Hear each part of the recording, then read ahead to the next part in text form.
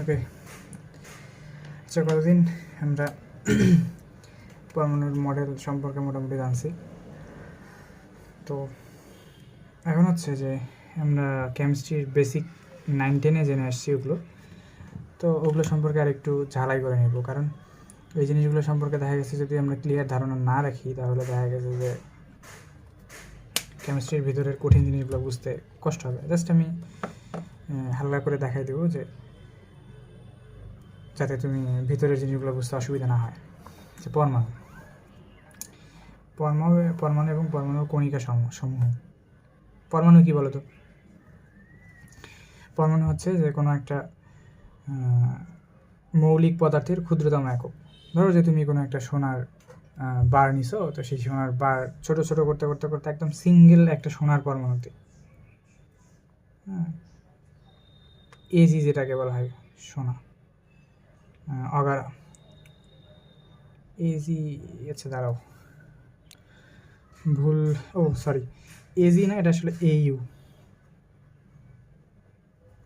Aurum, যেটা তোমার সোনার ক্ষুদ্রতম একটা ইউনিট। ধরো যে একটা সোনার বার থেকে তুমি একটা সোনার পরমাণু, মানে একদম একদম সব থেকে ক্ষুদ্রতম ইউনিট নিছো, তো এটা ধরো একটা সোনার পরমাণু, ঠিক আছে? তো এইরকম কয়টা পরমাণু আমরা পড়ছি, ঠিক আছে? এটা হচ্ছে যে কি সোনার পরমাণু, এরকম কয়টা পরমাণু পড়ছি? প্রায় 118টা পরমাণু পড়ছি, তাই না?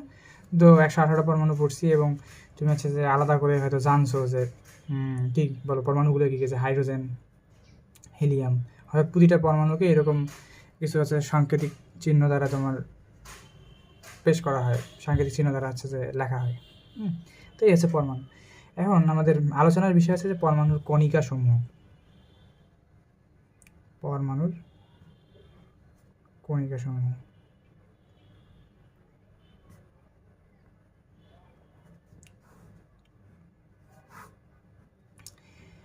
দেখো যে পরমাণু কিন্তু সব থেকে ছোট একক, ঠিক আছে? পরমাণুর স্বাধীন কোনো অস্তিত্ব নেই। স্বাধীন কোনো অস্তিত্ব নাই বলতে বলতে চাচ্ছি যে পরমাণুকে তো কখনো তুমি একা অবস্থায় আলাদা করতে পারবে না, ঠিক আছে? যে সোনার বার থেকে তুমি একটা পরমাণু নিয়ে পরীক্ষা করবা, এরকম সিস্টেম কিন্তু কখনো নাই, ঠিক আছে? যে পরমাণু, অনেকগুলো পরমাণু একসাথে থেকেই তারপর আমি কোনো একটা বস্তু পাই, কিন্তু তুমি একটা বস্তুকে ভেঙে ভেঙে ভেঙে কি শুধু হচ্ছে যে সিঙ্গেল একটা পরমাণু কিন্তু কখনো পাবা না। তো এই কারণে বলা হয় যে পরমাণুর কি নেই, স্বাধীন অস্তিত্ব নেই, ঠিক আছে? স্বাধীন অস্তিত্ব নেই, ঠিক আছে? স্বাধীন অস্তিত্ব নাই বলতে যে কী বোঝাচ্ছে, যে একেবারে যে নেই এরকমটা না, যে অনেকগুলো পরমাণু একসাথে মিলাই আমরা একটা বস্তু দেখতে পাবো, কিন্তু তুমি সিঙ্গেল পরমাণু খালি চোখে ওইভাবে দেখতে পারবে না, বা হচ্ছে যে ওই অণুবীক্ষণিক যন্ত্র দ্বারাও তুমি দেখতে পারবে না। এই কারণে বলা হয়েছে পরমাণুর স্বাধীন কোনো অস্তিত্ব নাই। তো সেই পরমাণুকেও যদি আমরা ভাঙি, আরও ভাঙা যায়, পরমাণুকেও যদি ভাঙি তাহলে হচ্ছে যে কী পাই বলো? আমরা এতদিন কী পড়ে আসছি? যে ইলেকট্রন, প্রোটন, আর কী পাই? নিউট্রন। এর বাইরে কিন্তু তোমরা কিছু পড়ো নাই, হ্যাঁ? তো এই কণিকাগুলো তুমি আগে থেকেই ভালো করে জানো, এদেরকে বলা হয় স্থায়ী মূল কণিকা। স্থায়ী মূল কণিকা, স্থায়ী মূল কণিকা, তিনটা টার্ম, স্থায়ী মূল কণিকা। তার মানে এরা হচ্ছে পরমাণুকে তুমি যদি ভাঙো তাহলে ইলেকট্রন, প্রোটন, নিউট্রন তুমি পাবাই। এই কারণে বলা হচ্ছে কি এরা স্থায়ী মূল কণিকা। তো কিছু অস্থায়ী মূল কণিকাও আছে। স্থায়ী মূল কণিকা মূলত তিনটাকে বিবেচনা করা হয়। প্রায় মোটামুটি সবগুলো 118টা পরমাণুর মধ্যে 117টা পরমাণুতেই তুমি ইলেকট্রন, প্রোটন, নিউট্রন পাবা। শুধু একটা পরমাণুতে তুমি কি পাবা না? নিউট্রন পাবা না। সেটা হচ্ছে কি হাইড্রোজেন। হাইড্রোজেনের হচ্ছে কি বলো তো? হাইড্রোজেনের ইলেকট্রন আছে, প্রোটন আছে, কিন্তু নিউট্রন নেই, ঠিক আছে? হাইড্রোজেনের কি নেই? নিউট্রন নেই। কারণ হাইড্রোজেনের ভর কত? 1, ঠিক আছে? হাইড্রোজেনের ভর কত? 1। তো হাইড্রোজেনের একটা কেন্দ্রের হাইড্রোজেন এরকম যে কেন্দ্রের দিকে থাকে একটা প্রোটন, ঠিক আছে? আর বাইরের দিকে থাকে একটা ইলেকট্রন, আর কিন্তু কিছু থাকে না, ঠিক আছে? এই কারণে হাইড্রোজেনের হচ্ছে কি নেই? নিউট্রন নেই। এটা একটু মাথায় রাখবে, সাধারণ জ্ঞান হিসেবে তোমার কাজে লাগতে পারে। এবার আসো পরমাণুর অস্থায়ী মূল কণিকা। অস্থায়ী মূল কণিকা এগুলো কি? এগুলো পরমাণুর মধ্যে অনেক সময় পাওয়া যায়, আবার অনেক সময় পাওয়া যায় না। তো তোমার বইয়ে বেশ কিছু জিনিসের অস্থায়ী মূল কণিকার নাম দেওয়া আছে, যেমন ধরো যে নিউট্রিনো, ঠিক আছে, neutrino, anti neutrino, graviton, positron, ঠিক আছে, graviton, positron, পজিট্রিনো, Mason, boson, পাইওন, muon, হ্যাঁ, এই জিনিসগুলো আমি যেগুলো বললাম, হ্যাঁ, আমি তোমার বইয়ে সুন্দর করে তাকাই দিছি, তুমি পাই যাবে, সমস্যা নেই। ঠিক আছে, তো এই ধরনের কণাগুলো হচ্ছে যে তোমার অস্থায়ী মৌল কণিকা, হ্যাঁ, বেশ কয়েকটা দেওয়া আছে। তো এগুলো সংখ্যা প্রায় 200-র মতো। তো তোমার বইয়ে মাত্র কয়েকটা দেওয়া আছে, তো যে কয়টাই দেওয়া আছে ওই কয়টাই তুমি হচ্ছে যে একটু মনে রেখো কষ্ট করে, তাহলেই হবে। আচ্ছা, এবার আমাদের একটা জিনিস সম্পর্কে স্পষ্ট ধারণা থাকা উচিত, ঠিক আছে, স্পষ্ট ধারণা থাকা উচিত। সেটা হচ্ছে কি, যে পরমাণু দ্বারা আসলে কি মিন করে। যে পরমাণুর যে সংকেত আমি বললাম যে হাইড্রোজেন, হিলিয়াম, তো অনেক সময় দেখবা যে H2 লেখা আছে, এরকম লেখা আছে, যে H2 লেখা আছে, অনেক সময় দেখবা যে H+ লেখা আছে। অনেক সময় তুমি দেখবা যে H এর মধ্যে এরকম নিচে 1, উপরে 1 এরকম লেখা আছে। তো এই যে একটা পরমাণুর যে আমরা সংকেত লিখছি, এই পরমাণুর সংকেত দ্বারা আসলে কোনটা কি ইন্ডিকেট করে, ঠিক আছে, এই জিনিসটা আমার ভালো করে বোঝা, ভালো করে মাথায় রাখবা। ধরো যে এটা আমার এক্স, একটা যে কোনো একটা পরমাণুর সংকেত, ঠিক আছে, এক্স হচ্ছে আমার যে কোনো একটা পরমাণুর সংকেত। এটা হাইড্রোজেন, হিলিয়াম, লিথিয়াম, বেরিলিয়াম, যে কোনো কিছু একটা পরমাণু হতে পারে। তো দেখো এই পরমাণুটার চারদিকে 4টা অংশ আছে, এইখানে একটা অংশ আছে, এইখানে একটা অংশ আছে, এখানে একটা অংশ আছে, এখানে একটা অংশ আছে, ঠিক আছে। এই 4টা জিনিস কিন্তু 4টা অবস্থান কিন্তু 4টা আলাদা আলাদা জিনিস ইন্ডিকেট করে। তো এই জিনিসটার নাম দিলাম আমি এ, এই জিনিসটার নাম দিলাম আমি জেড, এই জিনিসটার নাম দিলাম আমি +- M, আর এই জিনিসটার নাম দিলাম আমি N। কোনটা দ্বারা আসলে কি নির্দেশ করতেছে? এ হচ্ছে তোমার ভর সংখ্যা, ভর সংখ্যা, ঠিক আছে। ভর সংখ্যাতে কি কি থাকে বলো তো? প্রোটন প্লাস নিউট্রন, ভর সংখ্যাতে এই দুটো জিনিস থাকে। জেড দ্বারা তোমার কি ইন্ডিকেট করতেছে? জেড দ্বারা ইন্ডিকেট করতেছে পারমাণবিক সংখ্যা, পারমাণবিক সংখ্যা, জেড দ্বারা ইন্ডিকেট করতেছে পারমাণবিক সংখ্যা। পারমাণবিক সংখ্যা মানেই কিন্তু আসলে প্রোটন সংখ্যা, ঠিক আছে। তাহলে একটা মৌলের প্রোটন সংখ্যা কতটা ইম্পর্টেন্ট জিনিস, পারমাণবিক সংখ্যা হচ্ছে কি প্রোটন সংখ্যা। ওই যে +- M যেটা আমি দিছি না, +- M, এটা হচ্ছে চার্জ সংখ্যা, ঠিক আছে। চার্জ সংখ্যা বলতে বুঝতে পারতেছো যে ওই পরমাণুতে কতটা প্লাস চার্জ আছে, কতটা মাইনাস চার্জ আছে। আচ্ছা, এর দ্বারা আসলে কি ইন্ডিকেট করে? যে কোনো একটা পরমাণু যদি ইলেকট্রন দান করে তাহলে সে হয়ে যায় পজিটিভ, আর ইলেকট্রন যদি গ্রহণ করে তাহলে হয়ে যায় নেগেটিভ। তাহলে আমি সাইডে লিখে দিয়েছি যে দান করলে পজিটিভ আর গ্রহণ করলে নেগেটিভ, এই জিনিসটা একটু জানা থাকা দরকার। আরেকটা হচ্ছে কি এন, এন হচ্ছে তোমার কি সংখ্যা, যে পরমাণু সংখ্যা বা অণু সংখ্যা, পরমাণু সংখ্যা, পরমাণু সংখ্যা, ঠিক আছে। এন হচ্ছে পরমাণু সংখ্যা, অর্থাৎ কয়টা পরমাণু আছে। যেমন আমি যদি লিখি যে H2, দেখো তো, এটা H-এর 2টা আমি নিচের দিকে দিছি না, H-এর 2টা নিচের দিকে দিছি, তার মানে আমি বুঝাচ্ছি যে এখানে কয়টা হাইড্রোজেন আছে, 2টা পরমাণু। হাইড্রোজেনের কয়টা? হাইড্রোজেনের 2টা পরমাণু, ঠিক আছে। আচ্ছা, আমি কখনো লিখছি H+, মানে কি, যে হাইড্রোজেনের যতগুলো ইলেকট্রন ছিল তার মধ্যে সে কি একটা ইলেকট্রন দান করছে, একটা ইলেকট্রন কি করছে, দান করছে। Na+, ঠিক আছে। তুমি তো জানো যে N এর পারমাণবিক সংখ্যা কত, N এর পারমাণবিক সংখ্যা হচ্ছে কত, 11। তার মানে পারমাণবিক সংখ্যা মানে কি, প্রোটন সংখ্যা, প্রোটন হচ্ছে কয়টা, 11। তাহলে এর ইলেকট্রন কয়টা, 11টা ইলেকট্রন। সেই 11টা ইলেকট্রন থেকে একটা ইলেকট্রন দান করছে, তাহলে Na+ কয়টা ইলেকট্রন আছে, 10টা ইলেকট্রন আছে। আচ্ছা, এবার একটা যে কোনো একটা পরমাণু নিয়ে আমরা ভর সংখ্যার পারমাণবিক সংখ্যা জিনিসটা বুঝি। যেরকম ধরো যে আমি নাইট্রোজেন নিই, ঠিক আছে। নাইট্রোজেনকে যদি আমি আঁকাই, ঠিক আছে, এটা হচ্ছে নাইট্রোজেন।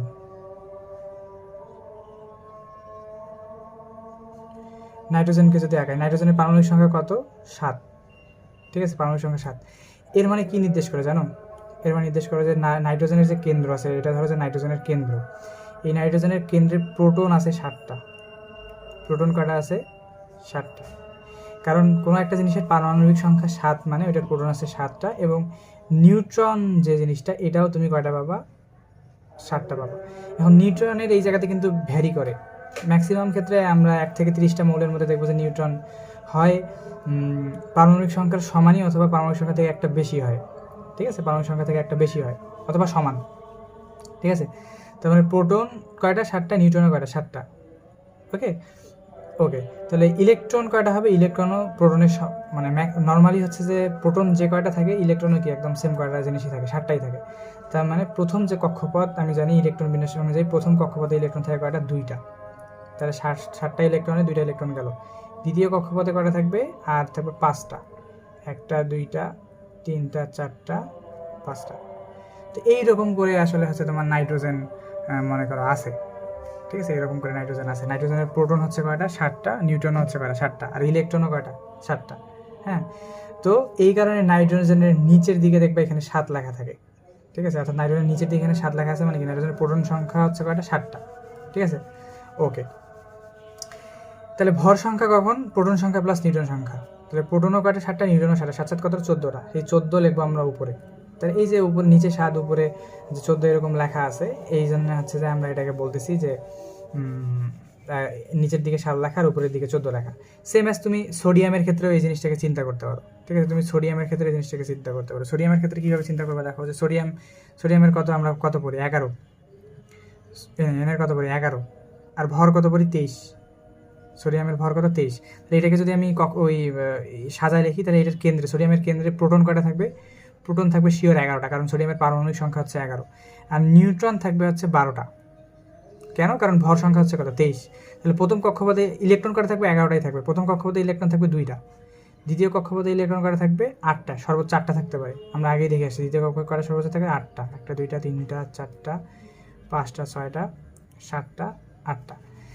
তাহলে 8 আর 2 10টা ইলেকট্রন করলো, তাহলে আরেকটা ইলেকট্রন বাকি আছে। তাহলে শেষ নাম্বার কক্ষপথে এর আরেকটা ইলেকট্রন থাকবে। এই যে 11টা ইলেকট্রন এইভাবে সজ্জিত থাকে। আর এন কে প্রকাশ করা হয় এইভাবে নর্মালি।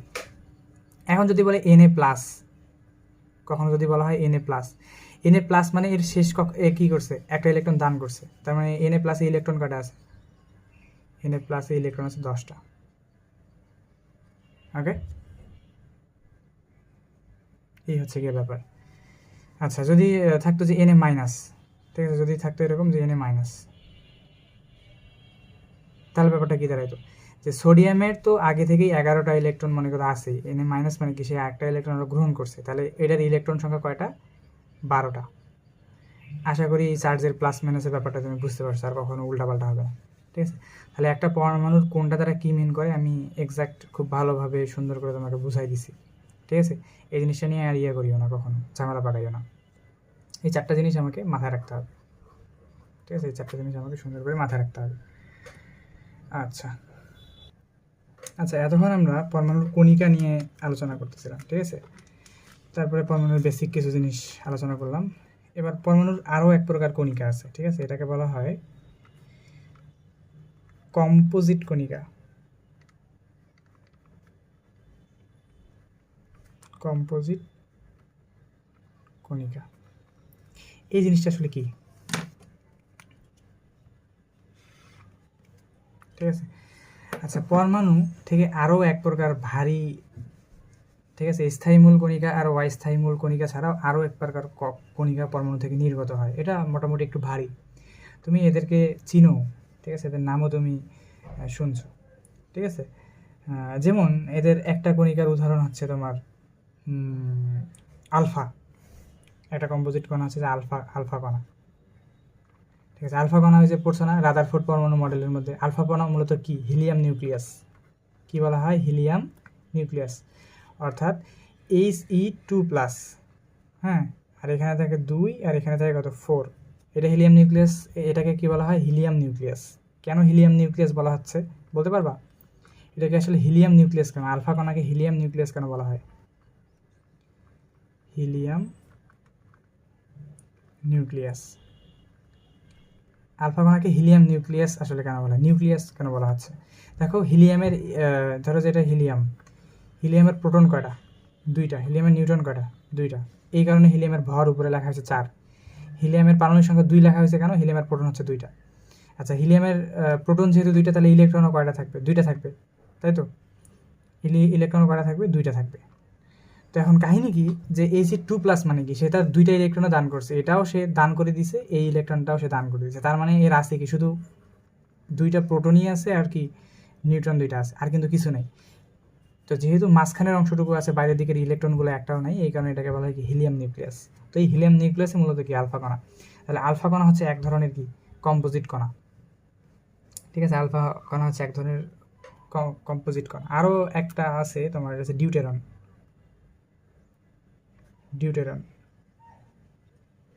আচ্ছা, এইটা কি, এটা আমরা পরে বুঝবো। হ্যাঁ, ডিউটেরন কণাটা কি আমরা পরে বুঝবো একটু পর।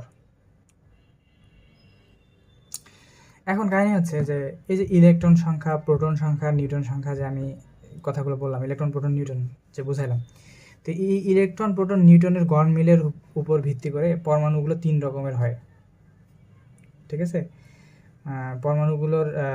পরমাণুগুলোকে তিনটা শ্রেণীতে করা যায়, অর্থাৎ ইলেকট্রন, প্রোটন, নিউট্রন আলাদা আলাদা হওয়ার কারণে পরমাণুগুলোকে তিনটা শ্রেণীতে সাজানো যায়, ঠিক আছে? কিসের উপর ভিত্তি করে? ইলেকট্রন, প্রোটন, নিউট্রন এর গড়মিলের কারণে তিনটা শ্রেণীতে ভাগ করা যায়।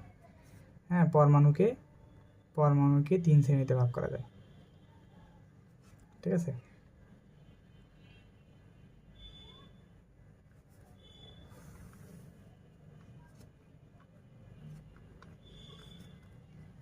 আমরা এই শ্রেণীগুলো বুঝবো।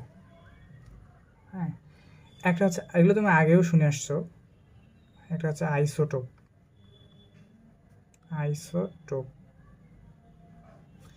একটা হচ্ছে আইসোবার।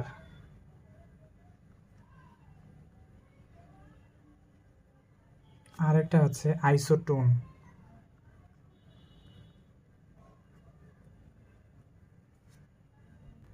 তো আইসোটোপ, আইসোবার, আইসোটোন, এই তিনটা জিনিস বোঝার আগে আমাকে একটা জিনিস তোমাকে বলে রাখি। আইসোটোন হয় একই পরমাণুর ভিতর, একই পরমাণুর মধ্যে, ঠিক আছে? আর আইসোবার, এটা হচ্ছে তোমার ভিন্ন পরমাণু, ঠিক আছে? ভিন্ন পরমাণুর মধ্যে তুলনা করা হয়। আর আইসোটোনও তোমার, এটাও কি তোমার আসলে ভিন্ন পরমাণুর মধ্যে তুলনা করা হয়, ঠিক আছে? তো এই জিনিসটা এখন মাথায় রাখো। এখন আইসো মানে কি? আইসো কথাটার অর্থ হচ্ছে তোমার সমান। আইসো শব্দটা হচ্ছে সমান, ঠিক আছে? টোপ বলতে আসলে বোঝাইছে এখানে প্রোটন, ঠিক আছে? তার মানে কি দাঁড়ালো আইসোটোপ? যে একই পরমাণুর মধ্যে যদি প্রোটন সংখ্যা সমান হয়, হ্যাঁ, প্রোটন সংখ্যা সমান হয়, কিন্তু ভর সংখ্যা ভিন্ন,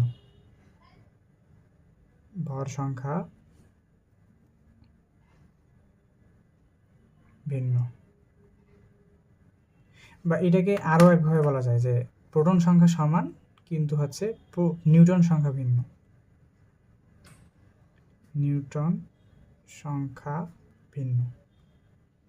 দেখো, নিউট্রন সংখ্যা ভিন্ন হলেই কিন্তু তোমার ভর সংখ্যা ভিন্ন হবে। যেরকম হাইড্রোজেনের তিনটা আইসোটোপ আছে, ঠিক আছে? হাইড্রোজেনের তিনটা আইসোটোপ আছে। একটা হচ্ছে তোমার হাইড্রোজেন 1 1, একটা হচ্ছে হাইড্রোজেন 1 2, একটা হচ্ছে হাইড্রোজেন 1 3। এখানে কি বলো তো, হাইড্রোজেন 1 1 কি, যে এর প্রোটন হচ্ছে তোমার একটা, আর নিউট্রন হচ্ছে কত? 0। এই কারণে কিন্তু এর ভর সংখ্যা হচ্ছে কত? 1, ঠিক আছে? আবার এই হাইড্রোজেনটার ক্ষেত্রে দেখো যে এর প্রোটন সংখ্যা হচ্ছে তোমার কত? একটাই। এই কারণে হচ্ছে যে এটা হাইড্রোজেন, অর্থাৎ তিনটাই হাইড্রোজেন, একই পরমাণু, ঠিক আছে? কিন্তু ভর সংখ্যা কত? ভিন্ন। এর হচ্ছে 1, এর হচ্ছে 2, এর হচ্ছে 3, তার মানে এটা হচ্ছে আইসোটোপ। এখানে নিউট্রন সংখ্যা হচ্ছে 1, এই কারণে প্রোটন আর নিউট্রনের সংখ্যা 1 1 যোগ করে 2 হয়েছে, ঠিক আছে? আবার দেখো এই 1 3 এর ক্ষেত্রে কীরকম, প্রোটন সংখ্যা তোমার 1, এটা ঠিকই আছে, কিন্তু নিউট্রন সংখ্যা হচ্ছে কি, নিউট্রন সংখ্যা হচ্ছে তোমার 2টা, কারণ 2 আর 1 যোগ করলে 3। হ্যাঁ, এদের এই তিনটা হচ্ছে কি হাইড্রোজেনের তিনটা আলাদা আলাদা আইসোটোপ, এবং এদের আলাদা আলাদা নাম আছে। হ্যাঁ, এদের নাম যেমন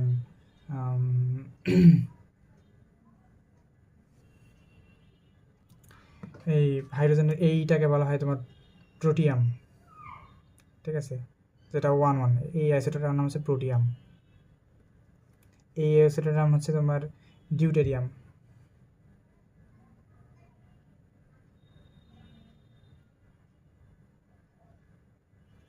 আর এই আইসোটোপটার নাম হচ্ছে তোমার ট্রিটিয়াম। ঠিক আছে, এরকম আলাদা তিনটা। এই যে ডিউটেরিয়াম কথাটা বললাম না, ডিউটেরিয়াম যে লিখছি এইটাই আসলে ডিউটেরিয়াম করার বলতে আমি তোমাকে এইটা বোঝাতে চাইছিলাম যে যখন তুমি ডিউটেরিয়াম, ঠিক আছে, যখন আমার কোনো একটা ডিউটেরিয়াম কণা কী করবে, যখন আমার কোনো একটা ডিউটেরিয়াম কণা, এটাকে এইরকম আকারেও কিন্তু প্রকাশ করা হয় যে ডি নিচে হচ্ছে তোমার 1 উপরে হচ্ছে 2। ঠিক আছে, যখন ডিউটেরিয়াম কণা তার একটা ইলেকট্রন ত্যাগ করবে তখন হচ্ছে যে এটা তোমার ডি প্লাস হয়ে যাবে, হ্যাঁ, 1 2। তো এইটাই হচ্ছে তোমার ডিউটেরন। ঠিক আছে, এটা হচ্ছে কম্পোজিট কণা ডিউটেরন। ঠিক আছে, বা এটাকে এরকমভাবে প্রকাশ করতে পারো যে H1 2 প্লাস, এটাও হচ্ছে তোমার কি আসলে ডিউটেরন কণাই। আশা করি বুঝতে পারছো আইসোটোপ কি। কার্বনেরও 3টা আইসোটোপ আছে, কি কি? Carbon 6 12, carbon 6 13, carbon 6 14। এই 3টা আইসোটোপ হচ্ছে যে আমরা কার্বনের দেখতে পাই। ওকে, গেল আইসোটোপ গেল। এবার হচ্ছে আইসোবার। ঠিক আছে, আইসোবার। আইসো মানে হচ্ছে সমান, বার মানে হচ্ছে ভর। আইসো মানে হচ্ছে সমান, বার মানে হচ্ছে কি ভর। অর্থাৎ ভিন্ন ভিন্ন পরমাণুর যদি তোমার ভর সমান হয়, ভিন্ন ভিন্ন পরমাণুর যদি ভর সমান হয় তাহলে একটা আইসোবার। কীরকম একটা উদাহরণ হিসেবে তুমি যদি চিন্তা করো তাহলে ধরো যে উদাহরণ দেই এরকম, কপার হচ্ছে যে তোমার কপারের পারমাণবিক সংখ্যা হচ্ছে 29 আর কপারের ভর হচ্ছে 64। ঠিক আছে, আচ্ছা এবার আবার এইরকম একটা জিনিস চিন্তা করো যে কপারের প্রোটন সংখ্যা হচ্ছে কিন্তু কয়টা, 29টা। নিউটন সংখ্যা অনেক বেশি, 29টার থেকেও বেশি। ঠিক আছে, 29 দুগুণের কথা 58, 59 60 61 62 63 64, আর 6টা নিউটন বেশি থাকে। ঠিক আছে, প্রোটনের থেকে 6টা নিউটন এক্সেস থাকে। আচ্ছা, আর জিঙ্ক দেখো, জিঙ্কের কি হয়, জিঙ্কের পারমাণবিক সংখ্যা হচ্ছে 30, ভর হচ্ছে কত, ভর হচ্ছে তোমার 64। ঠিক আছে, ভর হচ্ছে কত, 64। তো দেখো এইটা একটার একটা হচ্ছে তোমার আইসোবার। কপার আর জিঙ্ক একটার আইসোবার। কেন আইসোবার, একটা জিনিস দেখো যে এইটারও ভর 64, এইটারও কি ভর 64, একই। তাহলে কপার আর জিঙ্ক যদি এরকম উল্লেখ করে দেওয়া থাকে, কপারের যদিও পারমাণবিক ভর হচ্ছে 63 অরিজিনালি, তো এটা হচ্ছে কপারের আইসোটোপ। ঠিক আছে, কারণ আইসোটোপে হচ্ছে যে ভর সংখ্যা চেঞ্জ হতে পারে। যেমন এই দুটো যেহেতু কপার আর জিঙ্কের মধ্যে ভর সংখ্যা সমান, তাহলে কপার আর জিঙ্ক হচ্ছে এক্ষেত্রে কি একটার আইসোবার। ওকে, আচ্ছা, আর আইসোটোন জিনিসটা কি, আইসোটোন জিনিসটা কি? আইসোটোন জিনিস, আইসো মানে হচ্ছে সমান, ঠিক আছে, টোন মানে হচ্ছে নিউট্রন। টোন কথাটা আসছে কোথা থেকে, নিউট্রন। অর্থাৎ আমি বলতে চাচ্ছি যে নিউট্রন সংখ্যা সমান, ঠিক আছে, কিন্তু হচ্ছে যে প্রোটন সংখ্যা ভিন্ন। কীরকম, আলাদা পরমাণুর ক্ষেত্রে। ধরো যে একটা উদাহরণ দিয়েছে, কার্বন 6 14 আর অক্সিজেন 8 16। ঠিক আছে, অক্সিজেন 8 16। তো ভর সংখ্যার মধ্যে কি থাকে, প্রোটন প্লাস নিউটন, আর এখানে নিচে কি থাকে, শুধু প্রোটন। তাহলে প্রোটন থেকে যদি তুমি ভর সংখ্যা থেকে বাদ দাও তাহলে তুমি এখান থেকে কী পাবা, নিউট্রন। এখান থেকে নিউটন পাবা কত, 14 থেকে 6 বাদ দাও 8। ঠিক আছে, আবার অক্সিজেনের ক্ষেত্রে হিসাব করে, অক্সিজেনের ক্ষেত্রে নিউটন সংখ্যা করা থাকতেছে, এখানে নিউটন আর প্রোটন মিলে 16টা থেকে প্রোটন যদি 8টা বাদ দাও তাহলে 8টা। দেখো দুইজনকারই হচ্ছে কি নিউটন সংখ্যা সমান, কিন্তু কি তোমার ভর সংখ্যা ভিন্ন, তাহলে এই জিনিসটা হচ্ছে কি তোমার একটা আইসোটোন। তাহলে আইসোটনে কী হবে, নিউটন সংখ্যা যদি কখনো সমান পাও তাহলে আমরা বলবো আইসোটন, কখনো যদি তুমি হচ্ছে যে ভর সংখ্যা সমান পাও তাহলে সেটা হচ্ছে আইসোবার। আর হচ্ছে যে একই পরমাণুর মধ্যে যদি তোমার প্রোটন সংখ্যা সমান কিন্তু ভর সংখ্যা হচ্ছে যদি ভিন্ন হয় তাহলে সেটা হচ্ছে কি আইসোটোপ। এই 3টা পার্থক্য তোমার কি রাখতে হবে, মনে রাখতে হবে। এর পরীক্ষার মধ্যে আসে নিচের কোন 2টা হচ্ছে আইসোটোপ, নিচের কোন 2টা আইসোবার, নিচের কোন 2টা হচ্ছে যে আইসোটোন, এরকম করে আসে। ও আরেকটা কথা তোমাকে জানায় রাখি আইসোটোপের ক্ষেত্রে, যে প্রকৃতিতে সবার আইসোটোপ হলেও সোডিয়াম আর সোনা এই 2টা জিনিসের আইসোটোপ হয় না। মেডিকেলের মধ্যে এখান থেকে কোশ্চেন আসছিল একবার, আমার সময় মনে আসছিল যে সবার আইসোটোপ হইলেও হচ্ছে যে তোমার সোডিয়াম আর সোনার হচ্ছে তুমি আইসোটোপ পাবা না। ঠিক আছে, ওকে, আরেকটা জিনিস বলে রাখি যে এগুলো দিয়ে কিন্তু সবগুলো দিয়ে কিন্তু পানি তৈরি হয়, হ্যাঁ, কিন্তু যদি কখনো কোনো পানি হচ্ছে যে H2O-কে আমি কী বলবো, পানি বলবো।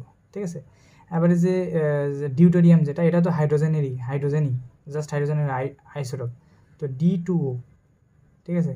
H2 এর জায়গায় আমি কি লিখি যদি D2O, তাহলে আমরা বুঝবো যে আমি এটার আইসোটোপ দিয়ে পানি বানাইছি। তো সেই আইসোটোপ দিয়ে পানি যদি বানাই তাহলে এটা একটু, এই পানিটাকে বলা হয় ভারী পানি। এই পানিটা একটু ভারী হয়, কারণ এর ভর সংখ্যা আছে, ভর সংখ্যা 2, আর নর্মাল হাইড্রোজেনের ভর সংখ্যা হচ্ছে 1। তো এই জিনিসটা একটু হালকা করে মাথায় রাখিও, তাহলেই হবে। আমরা এই জিনিসটাও জানলাম। আমি তোমাকে এটার ছবি দিয়ে দেবো, পড়ে নিও। ওকে, পরমাণু 3টে স্থায়ী মূল কণিকা সম্পর্কে আলোচনা করি এবার আমরা। আচ্ছা, পরমাণুর স্থায়ী মূল কণিকা, স্থায়ী মূল কণিকা কে ছিল? ইলেকট্রন ছিল, প্রোটন ছিল, আর কি ছিল? নিউট্রন ছিল। এই তিনটে জিনিস ছিল, তাই তো? তো চলো আমরা ইলেকট্রন নিয়ে আলোচনা করি সবার প্রথমে। 1 নাম্বারকে ইলেকট্রন। ঠিক আছে, ইলেকট্রনকে প্রকাশ করা হয় কীভাবে? ই দ্বারা প্রকাশ করা, হ্যাঁ। কিন্তু একটা ব্যাপার আছে, ইলেকট্রনের পারমাণবিক সংখ্যা হচ্ছে -1 আর ভর সংখ্যা কত? 0। এইরকম করে প্রকাশ করা হয় ইলেকট্রনের, মেইন ইলেকট্রন কিন্তু এরকম, যে ইলেকট্রনের কোনো ভর নেই, প্রোটন সংখ্যা হচ্ছে কত? -1। এরকম করে মূলত ইলেকট্রনকে প্রকাশ করা হয়। তো এই জিনিসটা ইয়ে করো, একটু মনে রাখো। তো ইলেকট্রন কে আবিষ্কার করছে? স্যার হচ্ছে যে 1897 সালের দিকে তোমার স্যার জে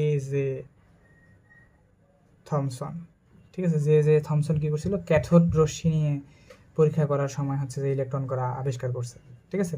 তো ইলেকট্রনের একটা ভর আছে, ঠিক আছে, ইলেকট্রনের ভর হচ্ছে কত? ইলেকট্রনের ভর আমরা জানি, 9 পরে আসছো, 9.10 বা 9.1085 কোনো 10⁻28 গ্রাম। আশা করি এটা তোমার মুখস্থই ছিল, কেজিতে কনভার্ট করলে কেজিতেও কনভার্ট করতে পারো।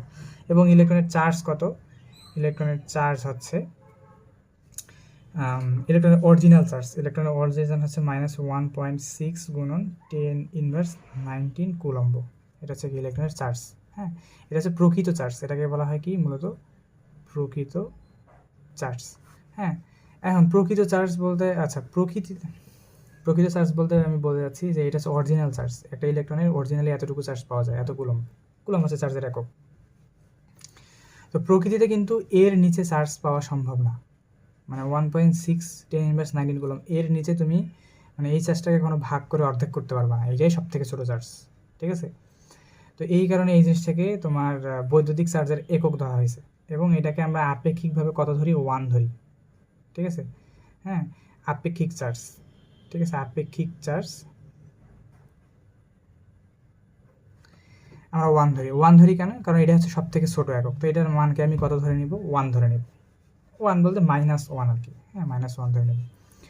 তো আপেক্ষিক চার্জ -1 ধরার কারণ হচ্ছে যে আমরা তো সবসময় -1.6 গুণ 10⁻19 কুলম্ব এটা দিয়ে হিসাব করতে গেলে এত বড় একটা সংখ্যা লেখা হবে। তো এই জিনিসটাকে সংক্ষিপ্ত রূপে হচ্ছে যে -1 হিসেবে ধরে নিই, কারণ এটা যেহেতু সব থেকে ছোটো একক, তো এটাকে সবচেয়ে কি ছোটো জিনিস ধরে নিলাম, 1 ধরে নিলাম, পূর্ণ সংখ্যায় ধরে নিলাম, তাহলে আমাদের একটু সুবিধা হলো। এই হচ্ছে আপেক্ষিক চার্জ। আপেক্ষিক চার্জ বলতে তুলনা করা, হ্যাঁ, তুলনা করে আমি যে চার্জের ইয়েটা দিছি আর কি, গেল। তবে এবার সে প্রোটন নিয়ে, ঠিক আছে। প্রোটনকে আবার কীভাবে প্রকাশ করা হচ্ছে? পি দ্বারা 1 1, অর্থাৎ এর পারমাণবিক সংখ্যা, এর প্রোটন সংখ্যা হচ্ছে 1, আর এর ভর সংখ্যা কত? 1। তো এইভাবে প্রোটনকে প্রকাশ করা হয়, ঠিক আছে। এটা কী করছিল? এটা আবিষ্কার করছিল যে 1919 সালে রাদারফোর্ড, 1919 সালে রাদারফোর্ড হচ্ছে যে এই জিনিসটা মূলত আবিষ্কার করছে, ঠিক আছে, প্রোটন, গেল। দেন আসো যে এটার চার্জ কত, এটার ভর কত, ঠিক আছে। এটার ভর হচ্ছে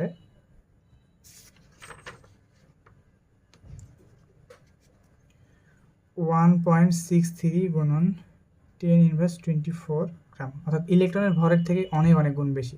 10⁻28 কিন্তু অনেক ছোট, আর 24 গ্রাম অনেক বেশি, ঠিক আছে। তো এটার আরও একটা ভরে আরও একটা একক আছে, সেটা হচ্ছে যে 1.007276 AMU। AM বলতে অ্যাটমিক মাস ইউনিট, এটা আরেকটা একক। তো এটা তোমার জানার অত কোনো দরকার নেই, তোমার বইয়ে আছে বিধায় আমি লিখলাম। এটা চার্জ কতটুকু হবে? এটা চার্জ হচ্ছে তোমার ইলেকট্রনের চার্জের সমানই, জাস্ট উল্টো, ঠিক আছে। +1.6 গুণন 10⁻ 19 কুলম্ব, এটা হচ্ছে প্রকৃত চার্জ। আর আপেক্ষিক চার্জ হচ্ছে যে +1 ধরা হয়, ঠিক আছে। আর প্রোটনকে নর্মালি প্রকাশ করা হয় পি দ্বারা, আর ইলেকট্রনকে নর্মালি প্রকাশ করা হয় কি দ্বারা, ই দ্বারা, এরকম করে। ওকে, জানলা প্রোটন সম্পর্কে। আর নিউট্রন সম্পর্কে এবার আমরা জানি।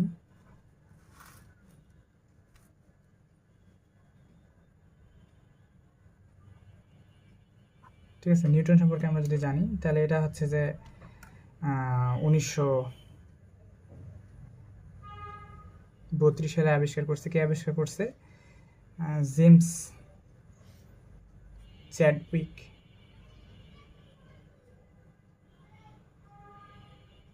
জেমস চ্যাডউইক এটা হচ্ছে যে আবিষ্কার করছে, ঠিক আছে। এবং বলছে যে হাইড্রোজেন ব্যতীত সব পরমাণু, হাইড্রোজেন 1 মানে অরিজিনাল হাইড্রোজেন ব্যতীত সবার মধ্যে কি নিউট্রন আছে। আবার হাইড্রোজেনের কিন্তু তোমার আইসোটোপের মধ্যে কিন্তু নিউট্রন থাকে, কিন্তু অরিজিনাল হাইড্রোজেন যেটা, যে হাইড্রোজেন 1 এটার মধ্যে কি নাই, নিউট্রন নেই, ঠিক আছে, নিউট্রন নাই। কিন্তু তুমি যদি হাইড্রোজেনের আইসোটোপগুলো চিন্তা করো, যে ডিউটেরিয়াম, ট্রিটিয়াম, ওদের মধ্যে আবার নিউট্রন আছে, ঠিক আছে। এর ভর হচ্ছে তোমার কত? এর ভর হচ্ছে 1.675 গুণন 10⁻²4 গ্রাম, ঠিক আছে। আচ্ছা, এটার চার্জ হচ্ছে তোমার চার্জ বলতে এটার প্রকৃত চার্জ হচ্ছে তোমার 0, ঠিক আছে। প্রকৃত চার্জ 9, ঠিক আছে। আবার এটার আপেক্ষিক চার্জও কত? 0। আপেক্ষিক চার্জ হচ্ছে কত? 0, মানে নিউটনের কোনো চার্জ নেই। নিউটন হচ্ছে যে নিউট্রাল আর কি, চার্জিং। তো তোমার বইয়ে সুন্দর করে হচ্ছে যে একটা শক দেওয়া আছে, শকের মধ্যে সুন্দর করে বোঝায় দেওয়া আছে। আশা করি এগুলো তুমি 9-10-এও দেখে আসছো, এগুলো তুমি জানো। ওকে, আচ্ছা, আমাদের এবারের টপিক হচ্ছে যে মৌলের তেজস্ক্রিয়তা কি আর তেজস্ক্রিয় আইসোটোপ কি। দেখো, আমরা তো মৌল কয়টা পড়ছি বলো? 118টা মৌল পড়ছি, তাই না? তো এই যে 118টা মৌল বা পরমাণু, তো এদের মধ্যে কিছু আছে স্থির বা সুস্থিত, আর কিছু আছে অস্থিত বা অস্থির। স্থির বা সুস্থিত বলতে কি বোঝাচ্ছি? যে যেগুলোকে আমরা নর্মালি প্রকৃতিতে পাই, হ্যাঁ, এদেরকে নর্মালি পাওয়া যায়, যেমন অক্সিজেন, নাইট্রোজেন, ঠিক আছে। মোটামুটি হচ্ছে যে 118টা মৌলের মধ্যে যেগুলো হচ্ছে যে 82 এর নিচে, অর্থাৎ 82 এর নিচে যেগুলো, সেগুলো হচ্ছে মোটামুটি স্থির। আর 82 এর উপরে যেগুলো, সেগুলো হচ্ছে কি অস্থির, ঠিক আছে। তো যেগুলো স্থির তারা তো স্থির, ওদের নিয়ে কোনো সমস্যা নেই। সমস্যা হয় এই অস্থির জিনিসপত্র নিয়ে, ঠিক আছে। অস্থির জিনিসপত্র নিয়ে যত সমস্যা। তো এদের অস্থিরতার কারণে কি হয়, এক প্রকার রশ্মি বিকিরণ করে, ঠিক আছে। এক প্রকার কি বিকিরণ করে? রশ্মি বিকিরণ করে, ঠিক আছে। তো এই যে রশ্মি বিকিরণ করতেছে, এই যে রশ্মি বিকিরণ করার যে ব্যাপারটা, এই জিনিসটাই হচ্ছে তোমার তেজস্ক্রিয়তা। এই জিনিসটা হচ্ছে কি, ধর্মটাই হচ্ছে তোমার কি তেজস্ক্রিয়তা। এই ধর্মটাকে বলা হয় তেজস্ক্রিয়তা। আর ওই যে অস্থির যে মৌলগুলো ছিল, এই মৌলগুলো হচ্ছে তোমার তেজস্ক্রিয় মৌল, ঠিক আছে। অর্থাৎ আমি বোঝাইতে চাচ্ছি যে যাদের তেজস্ক্রিয় ধর্ম আছে, অর্থাৎ যারা তেজস্ক্রিয়তা শো করে, যারা এরকম রশ্মি বিকিরণ করে, ওই মৌলগুলোকে আমরা বলবো তেজস্ক্রিয় মৌল, ঠিক আছে। তাকে কি বলবো? তেজস্ক্রিয় মৌল। তারপরে মৌলগুলো বলবো তেজস্ক্রিয় মৌল। তো এরকম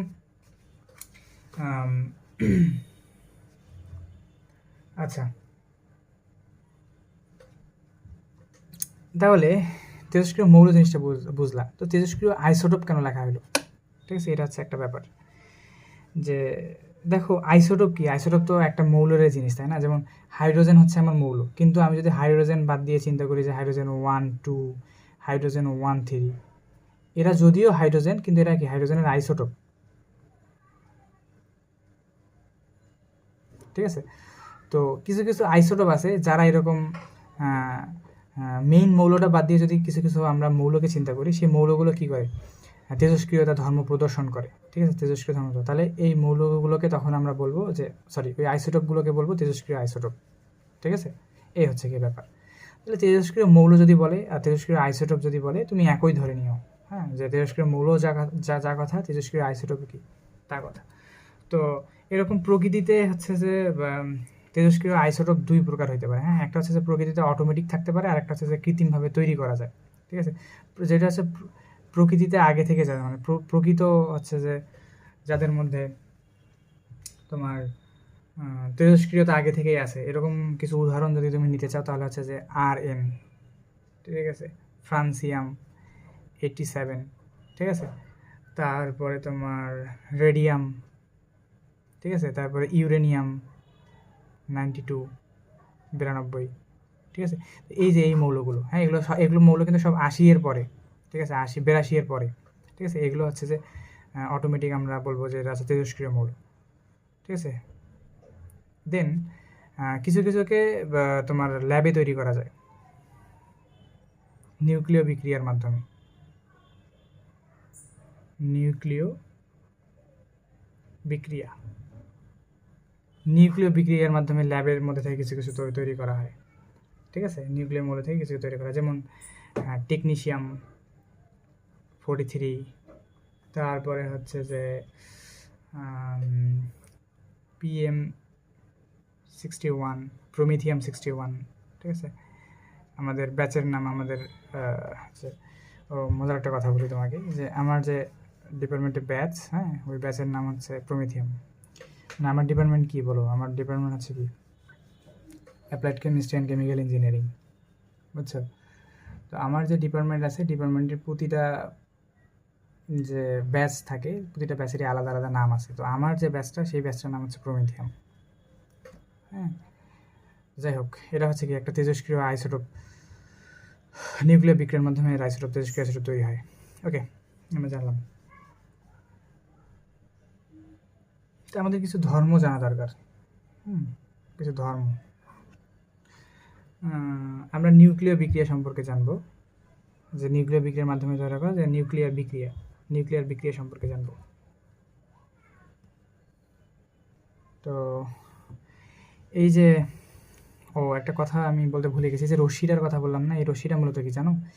এই রশ্মিটাই মূলত হচ্ছে যে আলফা, বিটা, গামা, ঠিক আছে। এই রশ্মিটা হচ্ছে মূলত আলফা হয়, আলফা রশ্মি হিসেবে নির্গত হয়, না হলে বিটা, না হলে কি গামা, ঠিক আছে।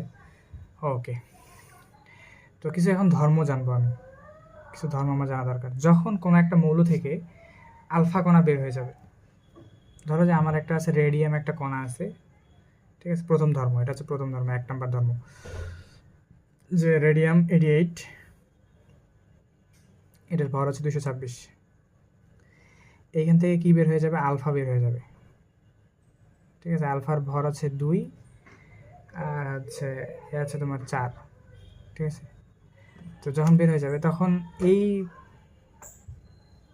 পরমাণুটা চেঞ্জ হয়ে যাবে, এই পরমাণুটা কী হয়ে যাবে? চেঞ্জ হয়ে যাবে, এবং যে নতুন পরমাণুটা তৈরি হবে, ঠিক আছে, সেই পরমাণুর হচ্ছে কি, যে যেহেতু বিয়োগ আছে, আমি নিচ থেকেও 2 বাদ দিব, উপর থেকে কত বাদ দেবো? 4 বাদ দেবো, অর্থাৎ পারমাণবিক সংখ্যা থেকে 2 কমবে, আর কি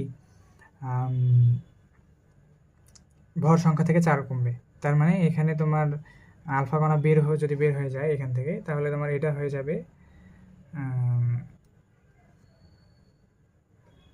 এটা হবে তোমার 86, আর উপরে ভর হবে তোমার 222, ঠিক আছে, 222, ঠিক আছে। আমি কি করছি, যে একটা ইয়ে থেকে আলফা কণা বের করে দিছি।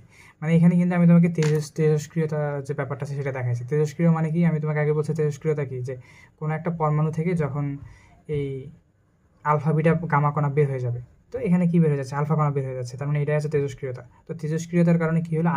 নতুন এক ধরনের মৌল তৈরি হলো, ঠিক আছে। যে মৌলটার হচ্ছে কি, যদি আলফা কণা বের হয় তাহলে নিচের দিক থেকে পারমাণবিক সংখ্যা 2 কমে গেছে, আর ভর সংখ্যা 4 কমে গেছে। দ্বিতীয় ধর্ম, যদি বিটা কণা বের হয়ে যায়, ঠিক আছে, যদি বিটা কণা বের হয়ে যায় তাহলে কীরকম হতে পারে? ধরো অ্যাক্টিনিয়াম, এটার ভর হচ্ছে 89, আর এটা হচ্ছে 232, ঠিক আছে, অ্যাক্টিনিয়াম 232। এখান থেকে কি বের হয়ে গেছে? বিটা বের হয়ে গেছে। এখন বিটা কণা দেখতে কীরকম সেটা তো তোমাকে বলি নাই। বিটা কণা দেখতে মূলত এটা হচ্ছে -1, ঠিক আছে, আর উপরে হচ্ছে কত? 0। তো নতুন বিটা কণা যখনই কোনো একটা মৌল থেকে বের হয়ে যায় তখন ওই মৌলটার পারমাণবিক সংখ্যা 1 বৃদ্ধি পায়। কী হয়? ওই মৌলটার পারমাণবিক সংখ্যা 1 বৃদ্ধি পায়। কেন বৃদ্ধি পায়? কারণ বিটার এইখানে নিচের এটা হচ্ছে -1। বিটা মূলত ইলেকট্রনের মতো একটা, দেখো এটা কিন্তু ইলেকট্রনের মতোই, বিটা আর ইলেকট্রন কিন্তু অনেকটা একই, কাছাকাছি, ঠিক আছে, একই জিনিস বলতে পারো। তার মানে এখান থেকে হচ্ছে কি একটা ইলেকট্রন যখন বের হয়ে যাবে তখন এই মাইনাস প্লাস, তার মানে 1 বেড়ে যাবে, পারমাণবিক সংখ্যা 1 বেড়ে যাবে, তখন হয়ে যাবে থোরিয়াম।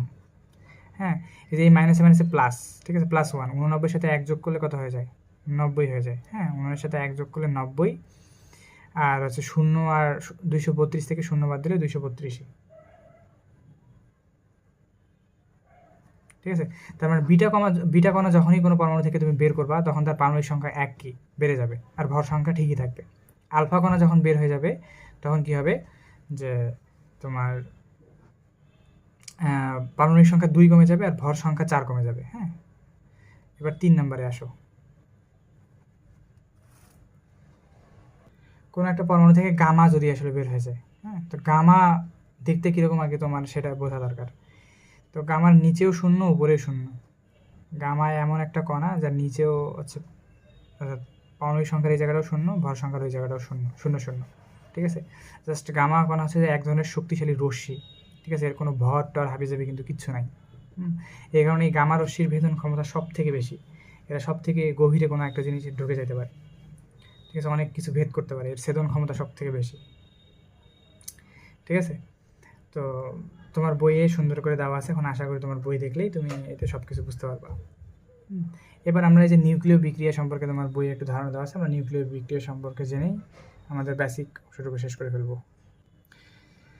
আচ্ছা, নিউক্লিয় বিক্রিয়া একটু আগে আমরা দেখলাম যে তেজস্ক্রিয়তার মাধ্যমে, তেজস্ক্রিয়তার 3টা ধর্ম। আচ্ছা, তেজস্ক্রিয়তা ঘটে প্রাথমিকভাবে, তেজস্ক্রিয়তা আর নিউক্লিয় বিক্রিয়া মূলত একই রকম ব্যাপারটা, কিন্তু একটু পার্থক্য আছে। বেসিক পার্থক্যটা হলো যে তেজস্ক্রিয়তা হচ্ছে যে অটোমেটিক ঘটে, মানে অটোমেটিক পরমাণু থেকে অটোমেটিক আলফা বিটা গামা বের হয়ে যায় হচ্ছে যে ঘটে। আর নিউক্লিয় বিক্রিয়াটা হলো যে ধরো এটা কোনো একটা পরমাণু, ঠিক আছে, একটা পরমাণুকে তুমি একটা কি করছো, নিউক্লিয়াস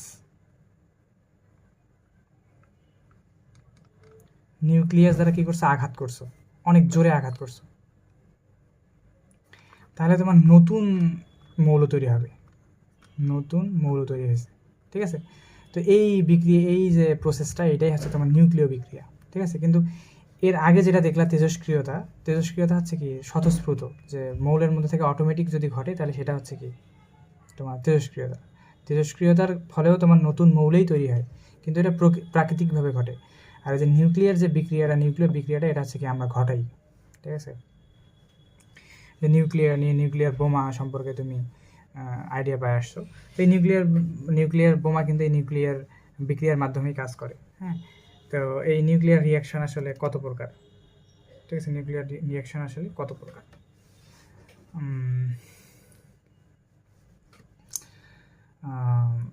মূলত 2 প্রকার, কিন্তু এটা একটু ঝামেলা আছে। হ্যাঁ, তো তোমার আমাদের বইয়ের হিসেবে যদি আমি তোমাকে বলি, তো আমাদের বইয়ের হিসেবে 3 প্রকার। একটাকে বলা হয় ট্রান্সমুটেশন বিক্রিয়া,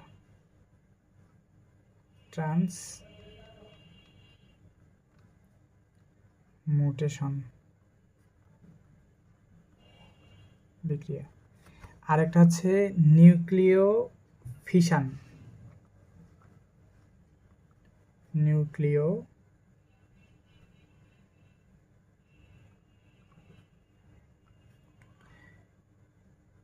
ফিশন, বানানটা হবে FISSION, ফিশন বা ফিশন, ঠিক আছে। আর একটা হচ্ছে ফিউশন, নিউক্লিয়, যেটা দীর্ঘই হবে, ফিউশন, FUSION, যেগুলো ফিউশন। 3 প্রকার বিক্রিয়া, 3 প্রকার না, মূলত 2 প্রকার। কেন 2 প্রকার পরে বলতেছি। আচ্ছা, ট্রান্সমুটেশন বিক্রিয়া কি জানো? যখন হচ্ছে যে কোনো একটা পরমাণুকে, ঠিক আছে, কোনো একটা পরমাণুকে যখন অন্য কোনো একটা নিউট্রন, প্রোটন বা অন্য কিছু এসে আঘাত করবে এবং নতুন পরমাণু তৈরি হবে, ঠিক আছে। তাহলে যে একদম এক্স্যাক্ট যে নিউক্লিয়ার বিক্রিয়াটা, যেখানে একটা পরমাণুকে কোনো নিউক্লিয়াস, ইলেকট্রন, প্রোটন কোনো কিছু একটা আঘাত করলো, নতুন মৌল তৈরি হলো, তো ওইটাই হচ্ছে তোমার ট্রান্সমুটেশন বিক্রিয়া। অর্থাৎ ট্রান্সমুটেশন বিক্রিয়া সবসময় কী হবে, নতুন মৌল তৈরি হবে। ট্রান্সমুটেশন বিক্রিয়া কী হবে, অলওয়েজ নতুন মৌল তৈরি হবে। যেমন তোমার বইয়ে 4টা উদাহরণ দেওয়া আছে, আমি একটা উদাহরণ দেখা দিচ্ছি, তোমার সব উদাহরণ মনে রাখতে হবে না, একটা উদাহরণ তুমি জাস্ট মনে রেখে তাই হবে। যে স্ক্যান্ডিয়াম এসসি, এটা হচ্ছে কত, 2145, এটা একটা মৌল, এটাকে মনে করো একটা নিউটন এসে আঘাত করছে, নিউটন কত, 0.1, ও নিউটনের চিহ্ন কিন্তু এইটা, ঠিক আছে, নিউটন কিন্তু এরকম, আমি তখন বলি নাই, বলে গেছিলাম, তো নিউটন কিন্তু দেখতে এরকম। তো নিউটনের কারণে কী হবে, ওইখানে তোমার ক্যালসিয়াম 20.45 প্লাস হাইড্রোজেন 1.1 উৎপন্ন হবে, হাইড্রোজেন 1.1 উৎপন্ন হবে। এই যে নতুন, আগে ছিল আমার পরমাণু ছিল স্ক্যান্ডিয়াম, কিন্তু তৈরি হলো ক্যালসিয়াম আর হাইড্রোজেন, নতুন কিছু তৈরি হলো না। তো এই জিনিসগুলোকে আমি বলতেছি কি, ট্রান্সমুটেশন বিক্রিয়া। ঠিক আছে, যে কোনো একটা মৌল নিউক্লিয়াস বা নিউটন, ইলেকট্রন প্রোটন নিউট্রন যাই দিয়ে আঘাত করো, আঘাত করার কারণে যখন নতুন তুমি মৌল একটা পাবা, তখন সেটাই হচ্ছে তোমার কি, ট্রান্সমুটেশন বিক্রিয়া, নতুন মৌল পায়। আচ্ছা, ফিশন কি? আচ্ছা, ফিশন বিক্রিয়াটাও হচ্ছে যে এই যে আমি ফিশন কথা বলতেছি না, ফিশন বিক্রিয়াটা হচ্ছে কি, যে একটা বড় পরমাণু কোনো কিছু একটা এসে আঘাত করবে, নিউক্লিয়াস বা অন্য কিছু, ঠিক আছে, নিউক্লিয়াস বা অন্য কিছু একটা আঘাত করবে, করে একাধিক নতুন পরমাণু তৈরি হবে, নতুন পরমাণু তৈরি হবে। এইটা হচ্ছে তোমার নিউক্লিয়ার ফিশন, মানে একটা বড় পরমাণু ভেঙে দুইটা ছোট পরমাণু তৈরি হবে, ঠিক আছে, আলাদা আলাদা অন্য পারমাণবিক সংখ্যা বিশিষ্ট পরমাণু তৈরি হবে, এটা হচ্ছে নিউক্লিয়ার ফিশন। তো এই ফিশন আর ট্রান্সমুটেশন কিন্তু একই জিনিস, ঠিক আছে, জাস্ট এই ট্রান্সমুটেশন বিক্রিয়ারই একটা ভাগ হচ্ছে তোমার ফিশন বিক্রিয়া, ঠিক আছে। আমাদের বইয়ে আলাদা করে দেওয়া আছে জিনিসটা, তো তুমি আলাদা আলাদা করেই পড়িও, কোনো চিন্তা করার কারণ নেই। এবং এই ফিশন বিক্রিয়াতে একটা গুরুত্বপূর্ণ উদাহরণ দেওয়া আছে, এই উদাহরণটা একটা মুখস্থর মতো রাখার চেষ্টা করবা। উদাহরণটা কীরকম, যে ইউরেনিয়ামের পারমাণবিক ভর হচ্ছে যে 92, আর এটার ভর হচ্ছে কত, 235 ভর। তো এটাকে যদি হচ্ছে কী দ্বারা আঘাত করো, নিউট্রন দ্বারা আঘাত করো, তাহলে এখান থেকে কতটুকু তোমাকে শক্তি দিতে হবে, প্রায় 8 মেগাভোল্ট শক্তি মনে করে তুমি এখানে দিলা, ঠিক আছে, দিয়ে 8 মেগাভোল্টের একটা ইলেকট্রনকে এটাকে আঘাত করা যায়। এখান থেকে তুমি কী কী নতুন পদার্থ পাবা, এখান থেকে নতুন পদার্থ পাবা ব্যারিয়াম 56 141 প্লাস আরও পাবা ক্রিপ্টন 92 36 প্লাস তিনটা নিউট্রন পাবা, প্লাস এনার্জি